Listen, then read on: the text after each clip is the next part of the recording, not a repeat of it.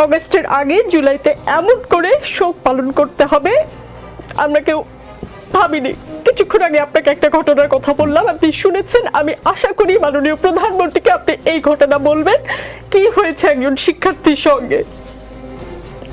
Please দর্শক কেউ ভাববেন না যে আমি প্ল্যান করে এসেছি, আমি কোনো ভিউ বাড়ানোর জন্য কান্নাকাটি করছি। প্লিজ কেউ ভাববেন না, আমি একজন অ্যাঙ্কর, আমার আসলে ইমোশনাল হওয়ার কথা না। আমি মূল অনুষ্ঠানে যাচ্ছি।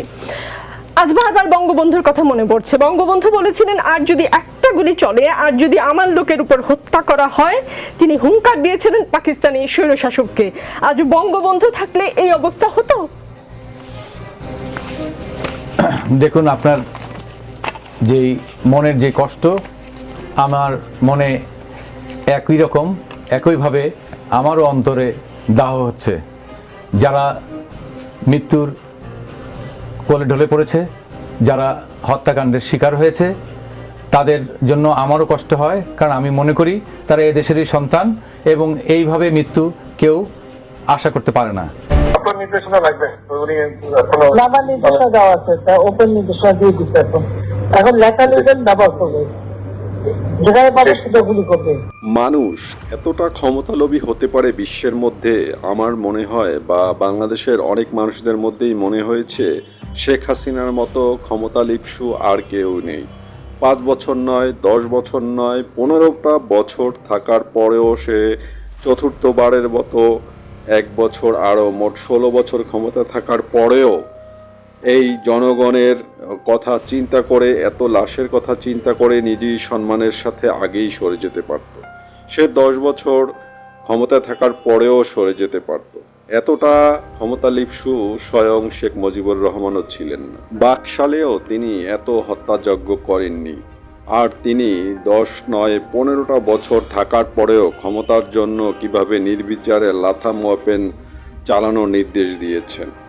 শেখ হাসিনা কি শিখিয়ে গেলেন যে সব সময় রাজনীতি মানেই সরকারি দল, বিরোধী দল বলতে কি কিছু নেই। বিরোধী দল যে একটি সম্মানের জায়গা এবং একটি শক্ত অবস্থান, তা তিনি মুছে ফেলতে চেয়েছেন। স্থাপনায় ধ্বংসযজ্ঞ চালিয়েছে, হত্যাযজ্ঞ চালিয়েছে জঙ্গিরা, আবার স্থাপনায় ধ্বংসযজ্ঞও চালিয়েছে তারা। তৃতীয় কোনো শক্তি আসলে আন্দোলনটাকে ভিন্ন খাতে প্রবাহিত করার জন্য, আপনি দেখেছেন যে গণমাধ্যমে বা সামাজিক যোগাযোগ মাধ্যমে একটি বুলেটের ছবি এসেছে, যে বুলেটটি ডিরেক্ট বারান্দা দিয়ে ঢুকে গিয়েছে বাসার ভিতরে।